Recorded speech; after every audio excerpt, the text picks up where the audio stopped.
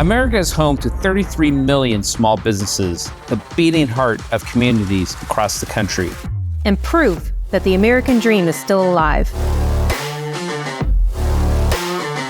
This is a show about those dreamers and doers and the communities they serve. Their real life stories. Their struggles and successes. Their grit, determination, and passion. And the people who fight to keep their American dream alive. I'm Alfredo Ortiz. I'm Elaine Parker.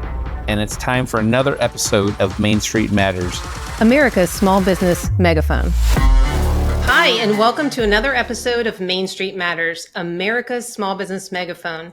I'm Elaine Parker, the president of the Job Creators Network Foundation.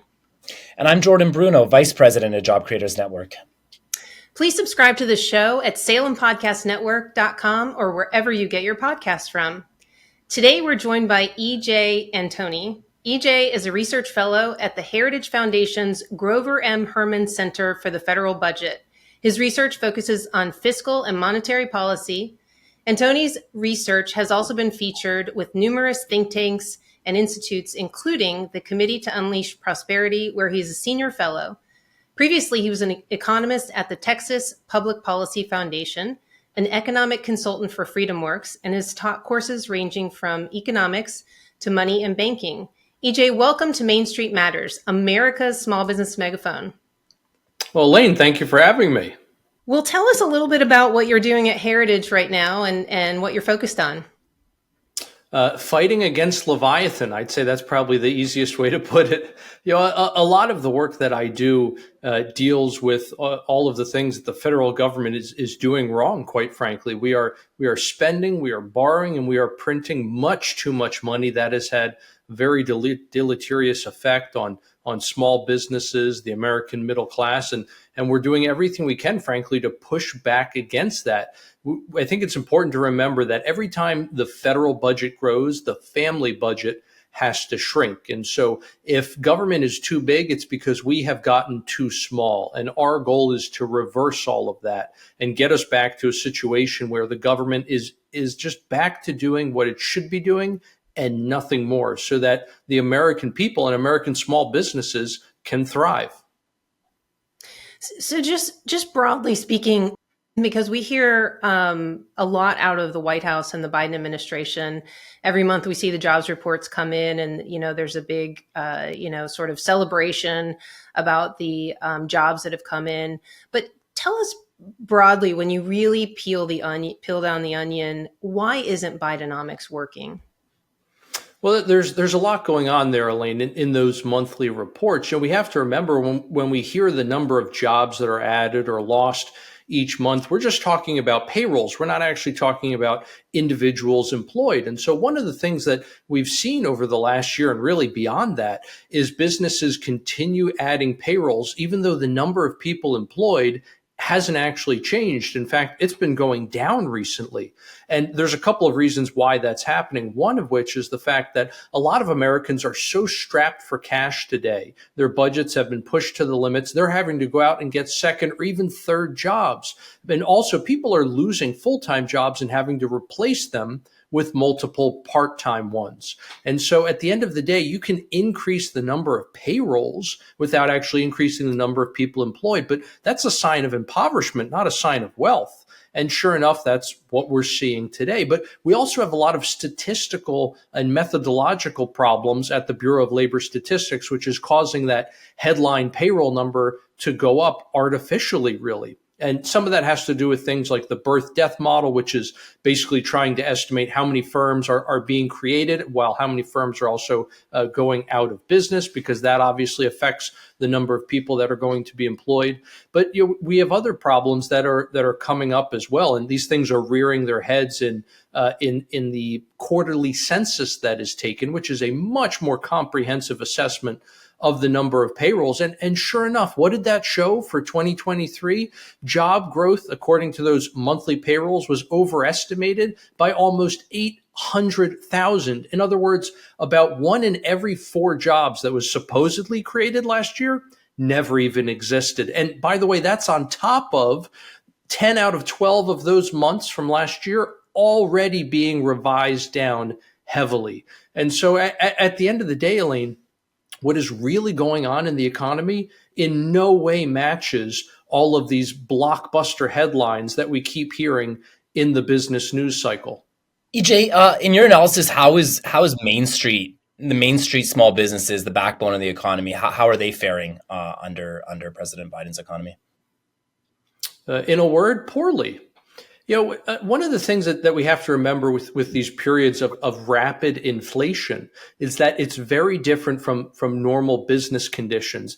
When inflation is a very steady rate, doesn't matter if it's 1%, 2%, 5%, or even zero, as long as it's steady, small businesses really do not have that much of a disadvantage compared to large businesses. But whenever we have these rapid accelerations in inflation, the pendulum swings violently towards big business and away from small business. In other words, these smaller firms are put at a severe disadvantage. They don't have the margins on their balance sheets, for example, to offer the higher competitive wages that they need in order to attract workers who are facing a, frankly, cost of living crisis. So if we look at surveys, for example, of very large firms, and then we look at surveys of small businesses, they express very different concerns regarding inflation. So for big businesses, they're more worried about inflation in terms of how is this affecting commodity prices and those types of inputs. But for small businesses, it's all about labor and the fact that they don't have the margins to offer competitive wages to attract enough people. And so virtually all of the labor shortages that we're seeing today, Jordan, are all among small businesses. For the most part, larger firms are having no problem hiring the help that they need. Now, some of that also has to do with the kinds of labor that are being hired, whether it's specialized workers, low skill or no skill labor versus high skill labor. But at the end of the day, inflation has posed very different challenges to different size firms. And another way in which small businesses have been really put at a severe disadvantage here is they a lot of times don't have the flexibility in terms of how they can store capital. And as a result of that, when you're talking about a period of high inflation and you're seeing things like asset bubbles, big firms have an ability to get rid of liquidity positions and transfer that cash into a real asset of one kind or another. It doesn't matter what it is, just some kind of real asset, a non-liquid position. And what that allows them to do is to take advantage of those rising asset prices. Now, it's not necessarily an increase in real value, right? It's just a hedge against inflation. But it's important to remember that that's a hedge that the small business doesn't have. And so on a percentage basis, when the small business needs to keep that larger liquidity position in case of emergencies because they don't have large assets to fall back on, right? That puts those small businesses at a severe disadvantage. It's very much like how individuals, right, lower and middle income individuals, if they have any savings at all, they tend to just be cash in the bank. But what about high income individuals? Yes, they do have cash in the bank, oftentimes more, but on a percentage basis of all of their savings, it's much, much less, right? High income individuals, high net wealth individuals, they tend to have a lot of assets. It doesn't matter if it's real estate, equities, whatever the case may be. They're things that appreciate in price during these periods of rapid inflation. So whether we're talking about big businesses or high income individuals, they have the same types of advantage versus small businesses. And again, those low and mid income households. Yeah, that really tracks with, we run a bi-monthly poll of small businesses across the country called the SPIQ poll. And for 2 years now, 50% of small businesses have come back and said inflation is their biggest, their top concern. And I think it is just because it's just impacting their margins so much. So similar question as a follow-up then. Small businesses on Main Street are so dependent on a healthy consumer. What is your analysis of the American consumer right now? Again, in a word, poor. I mean, unfortunately, and we should qualify this by saying there's been an incredible divergence within the last 3-4 years between high income and low income individuals here. But speaking broadly, the consumer is really tapped out at this point. They have gone through all of their pandemic era excess savings as well as as regular savings on average. The consumer is going heavily into debt. This is why we have over $1.1 trillion just in credit card debt. And if you look at different generations, Gen Z, for example, is in particularly bad shape. About 1 in 7 of them have maxed out their credit entirely. So the consumer is really hitting a wall at this point. For the month of April, the first month of the second quarter of this year, that's the only personal consumption expenditure data that we have at this point. But that shows that adjusted for inflation, consumer spending actually went negative. In other words, Q2 is off to a start in the red. If we look at other data, whether it's credit card spending or retail sales for the month of May, again, that figure adjusted for inflation is in the red. And so what we're looking at right now is actually a situation where the consumer is buying less in terms of real goods and services, which means that the GDP report for Q2, if trends hold, is also going to be in the red, believe it or not, because consumer spending makes up somewhere between 2/3 and 3/4 of the overall economy. And so that's particularly troubling, again, for small business, to your point, Jordan, who are so dependent on that consumer spending. What we've basically seen over the last several years, I equate it to a sugar high.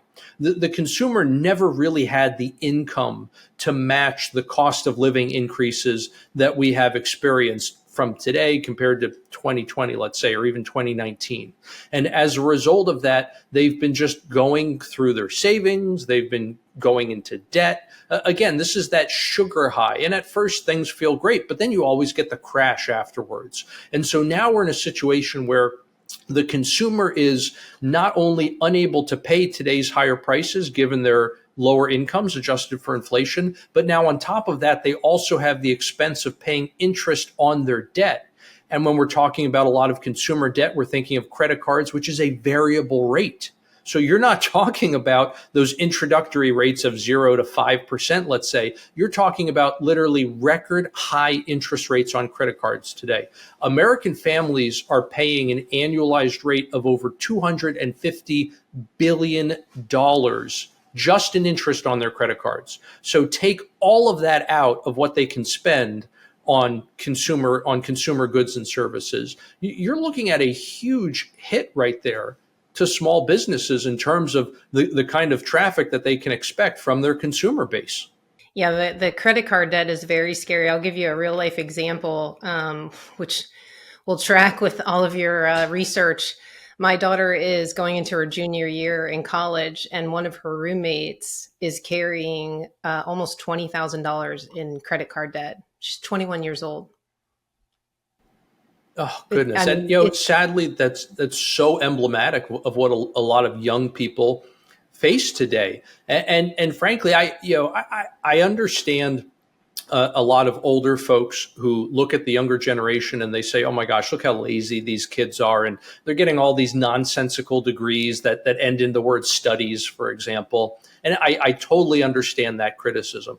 But at the same time, we have to understand that these younger kids have been just absolutely hosed by this economy and by events completely outside of their control. And so even if you want to say overall they're a lazier generation, you have to concede that the hardworking and industrious members of that generation have also gotten a raw deal here. They've been sold a bill of goods in a lot of different ways, and they have been forced, many of them, to go deeply into debt. And now, as you pointed out, $10,000, $20,000 worth of credit card debt at high interest rates, that's going to be a very, very tough hole for a young person to dig themselves out of today when the cost of living is as high as it is. Absolutely. I mean, I feel terrible for her. She hides it from her parents, according to my daughter. But she feels terrible. I mean, she's definitely under a lot of stress for a kid in college. But speaking of credit card or credit crunch, we're at 23-year highs on interest rates. The Fed held rates last week at the meeting. What is, our polling shows that small businesses are having trouble getting credit. If they can get it at all, it's very expensive, double digits. What is sort of your outlook on what the Fed might do later this year, if anything? Well, what the Fed is likely to continue doing, because it's what they have been doing now for a couple of years, is to continue transferring capital away from the private market into the public sector. In other words, to the Treasury. They have a lot of different mechanisms for doing that. And we kind of have this misconception that the Fed can raise and lower rates and they do it for everyone at the same time. That's really not actually the case. One of the things that they're doing, for example, they're paying interest to banks for not lending out money, including to small businesses. Now, why on earth would they do that? It's because they needed to create money for the Treasury to spend. But then once the Treasury spent that money and it worked its way into the banking system, if banks then lend that out because of how lending works in a fractional reserve banking system, it creates money. It expands the money supply. The Fed doesn't want to do that because they're trying to keep a lid on inflation, but they still want to create the money for the Treasury to spend. So how on earth do we square this circle? We're going to pay the banks interest at a risk-free rate of return. And so the banks then don't lend it out to small businesses. They don't lend it out to consumers. They don't lend it out to anyone in the private sector. They're only going to lend it basically to the Fed or to the Treasury. So the result of that is that interest rates in the private sector go up more than they would have if the Fed were not trying to manipulate interest rates so much. So you're artificially keeping rates lower for the Treasury and higher for the private market. We see the exact same thing with another facility at the Fed called reverse repurchase agreements, where again, the Fed is basically paying financial institutions to not lend this money to the private sector. So whether or not the Fed is going to raise or lower headline interest rates, I think one of the things that's probably a better indicator to pay attention to is what they're doing with the balance sheet.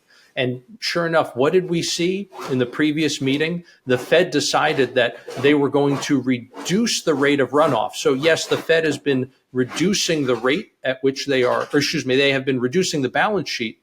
But now what they are doing is they're slowing the rate of reduction. In other words, they're not going to be selling off as many treasuries every single month. They're still selling off the MBS at the same rate, right? Those mortgage-backed securities, but they're not reducing the amount of treasuries at the same rate. So as a consequence of that, you're not putting as much pressure on that treasury market. You're not causing yields to go up as quickly.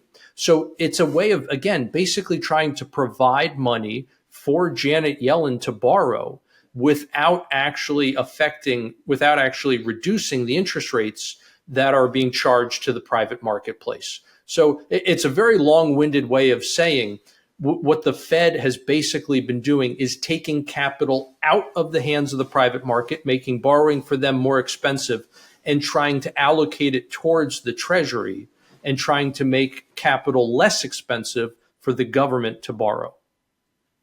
Is that the altercation that when Janet Yellen testified about a week or so ago between her and Senator Kennedy, where he was questioning why she was paying why there was a different interest rate being charged? He wasn't as clear in explaining it, but it was clear that she was sort of having trouble explaining her position in a way that was credible. So this was a little different. What Janet Yellen is essentially doing right now is basically yield curve control. So what we normally see, it doesn't matter if you're talking treasuries, if you're talking mortgages, really any kind of debt, the longer you're going to stretch the term out. In other words, the longer the borrower wants to keep the money before it all has to be repaid, that term, the longer that is, the more risk there is to the creditor, to the lender. And so you expect as that term goes out, the interest rate goes up. So if I'm going to borrow, if the Treasury is going to borrow from me for 3 months, let's say the 3-month Treasury bill, that should have a lower interest rate than the 30-year Treasury bond. Except what we've seen today is what's often referred to as an inverted yield curve, where it's actually the short-term debt that has the higher interest rate and the longer-term debt has a lower interest rate. One of the big reasons why that's happening is because Yellen and Powell are desperate not to let the yields on bonds get too high, those 20 and 30-year debt instruments. And so what they're doing is they are offering less of those, and they are flooding the market with these short-term debt instruments, typically all treasury bills. The result of that is, in order to attract enough liquidity from the private market to buy all of these things, the interest rate, the yield on those treasury bills has just ratcheted up and up and up over 5%. And so essentially what Senator Kennedy was getting at was, Ms. Yellen, why on earth are you issuing all this debt at 5% when you could be issuing it at 4%? You are costing the taxpayer billions, tens of billions of dollars year after year, and that's going to accelerate to hundreds of billions of dollars in the near future. And what she was essentially, what she can't say is what I just said, that they're trying to artificially change the shape of the yield curve and keep down the yields on bonds. And she's also banking on Powell cutting rates in the near future. And so think of this from the consumer's perspective, right? If you can borrow today, or you can borrow tomorrow, and interest rates are going to be lower tomorrow than they are today, what would you rather do? Well, you'd rather borrow tomorrow, right? You don't want to lock in an interest rate today for a very long period of time when you could lock it in tomorrow at a lower rate, again, for a long period of time. So here's what Yellen really is trying to do here. She's trying to just put all of this debt in very short-term securities just to basically get her through the next 6, 9, 12 months, whatever the case may be, until interest rates come down. And then she's going to take this, trillions upon trillions of dollars in short-term debt and plow it all in to long-term debt, but it'll be locked in at a lower rate. So instead of a 30-year bond at 4%, she's hoping to get a 30-year bond at 2.5% or maybe 3%. That's essentially the game that they're trying to play. In other words, she's trying to time the market. She has completely abandoned her role of risk management as Treasury Secretary and is basically running the Treasury like a hedge fund at this point, which is not at all, obviously, what she's supposed to be doing. But it's an election year after all. So, and I'm not saying that to be political, right? Both Democrat and Republicans do this. This is nothing new. Fed chairs have always been very political. Powell probably more than anyone else. And let's not forget, Powell was originally appointed by a Democrat, then promoted to be chair by a Republican, and then renominated by a Democrat. So, it goes both ways here, to be quite frank. All right, EJ, my last question is just really about the debt. It looks like we're adding another $1 trillion to the debt every 3 months. A lot of us on our side have been warning about this debt for so long. Now we finally have the interest rates where it's actually coming home to roost. Can you just tell our listeners and our viewers some of the real world consequences of this out of control debt and deficit that we have? And then as a follow up to that, do you see any inflection point where things could really go from bad to worse and we could maybe have some sort of a debt spiral or real crisis on our hands? Well, to kind of put in perspective, like just how much are we actually spending just to service the debt? In other words, just interest, not paying it down at all, but just the interest. I want all the listeners to do a little exercise here. Grab your pay stub from the month of May, see how much you paid in personal income taxes, federal income taxes, and realize that 79% of that, in other words, about 80 cents on the dollar, went to just interest on the debt. No roads and bridges, no schools and hospitals, no military spending even, just interest. That's how big the debt is. That's how much the cost to service the debt is. It's well over $1.1 trillion a year at this point. And it's only getting worse because at this point, we already don't have enough revenue coming in to pay all of the government outlays, even before you start talking interest. And so anytime you add interest now, that's just making the deficit worse. Well, guess what? The worse the deficit is, the more you have to borrow, obviously. So the bigger the debt gets, which further increases the interest. In other words, this is a downward spiral. It's very much a financial death loop. And this is, I can't emphasize enough, this is only going to get worse. And there's really only, basically two ways out of this. Either you're just going to inflate away the real value of the debt, which is kind of what we've been doing the last 3 years. We're paying off the debt through the hidden tax of inflation, or you're going to have to drastically cut down government spending. You may say, well, why can't we just raise taxes? The problem is that when you raise tax rates, that's not the same as raising tax revenue. And so often we confuse the two, we conflate them.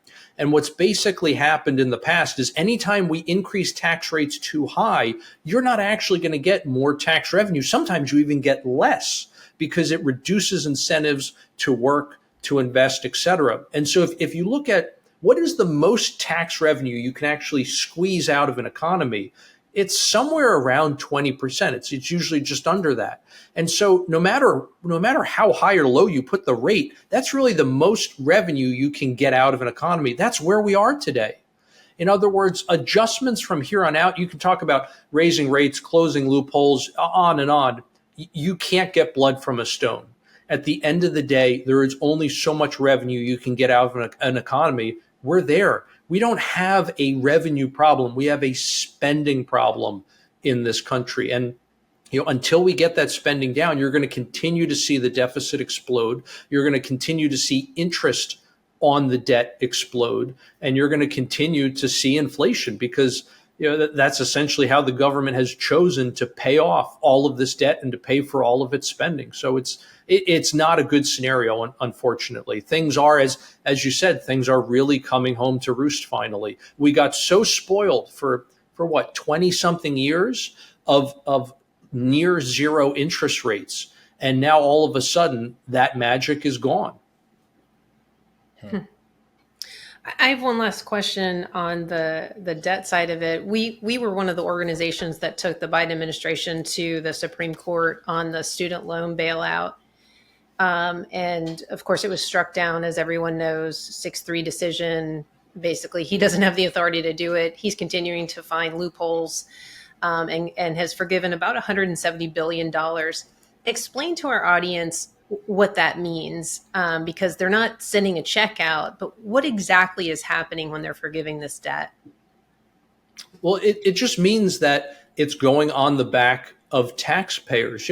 The only person who can forgive a debt is the creditor. If you're not the creditor, then you're not forgiving the debt. You're simply taking it onto yourself. Well, when the government takes a debt onto itself, the government's not a person. We, the people, fund the government. And so the taxpayer is now on the hook for all of these people's student loans. And it's not a majority of people who have these degrees. It's certainly not a majority of people who have student loan debt. So that means you are taking a minority of Americans who, during their lifetime, will have a much higher income than those who did not go to college and who did not get these degrees. And so you're asking people with lower lifetime earnings to pay off the debt of those with higher income earnings. I mean, it makes absolutely no sense. That's especially true when you consider that the bulk of student loan debt isn't even held by people who just have college degrees, but people who have advanced degrees, whether that's a master's, a doctorate, it could be a professional degree of some kind. Whatever the case may be,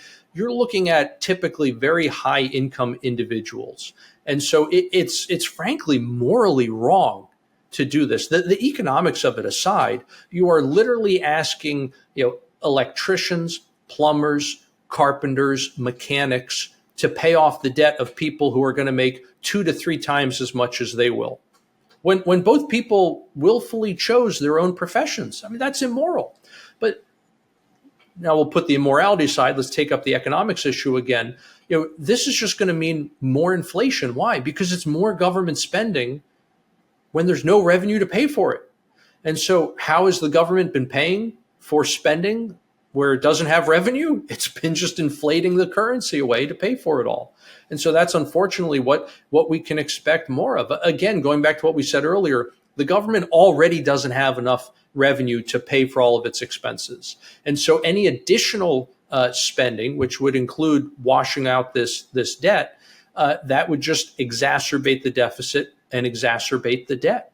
And you're absolutely right that this is unconstitutional, and that what this administration essentially keeps doing is finding loopholes and trying to move faster than the legal system to get this debt canceled. In other words, they're trying to cancel this debt, to put it on the backs of taxpayers fast enough that people who file lawsuits, who file appeals, et cetera, are facing the additional hurdle when they go to court of this being a done deal. In other words, there's not time to get a stay of execution per se, because it is happening so quickly and all over the place. This administration is not just simply using one legal loophole, let's say. They are finding every which one they possibly can, and again, moving as quickly as they possibly can.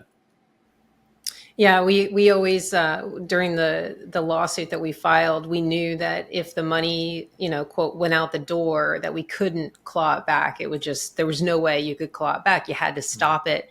And that litigation, we actually were able to stop it and keep the money from being sent out the door. It would actually stop the application process while it went through the courts and made it to the Supreme Court. But like you said, now they're moving at such a breakneck speed of just forgive. There's just no way to get a lawsuit filed and through the courts to stop it at this point. And I think the only way to stop it is going to be to get another administration in and make some changes that really solve the root cause of the problem of higher education student lending. Oh, absolutely. I think it really is going to your point, I think it really is going to take a change of administration. And just to give an idea of just how blatantly political this is, quite frankly, every time somebody gets their student loan forgiven, which again just means paid for by the taxpayer, a letter gets sent out to them which explicitly says this is because the Biden-Harris administration has forgiven your student debt. So they've completely replaced the normal phrasing, which would have been the Department of Education has reorganized your loan, or whatever the case may be, right? There were a lot of different phrases how this would have been worded in the past. But no, it's not the government. It's not the Department of Education. It is explicitly the Biden-Harris administration. In other words, the two names that you're going to see on a ticket in November. It's a naked vote grab. Let's just call it what it is. I agree. I couldn't agree more. Well, EJ, thank you so much for coming on and explaining your point of view. I mean, I think you explain some of these economic issues that a lot of Americans, may not completely understand, but you explain them in such a way that it is easy to understand. So I hope you can come back and join us on another episode in the future. Well, thank you for having me. It was my pleasure, and I'd love to come back again. Great. And thank you all for taking the time to listen to Main Street Matters, America's small business megaphone. Main Street Matters is part of the Salem Podcast Network. New episodes debut every Wednesday and Friday. You can subscribe to the show at salempodcastnetwork.com or wherever you get your podcasts from. And we'll be back soon with another episode.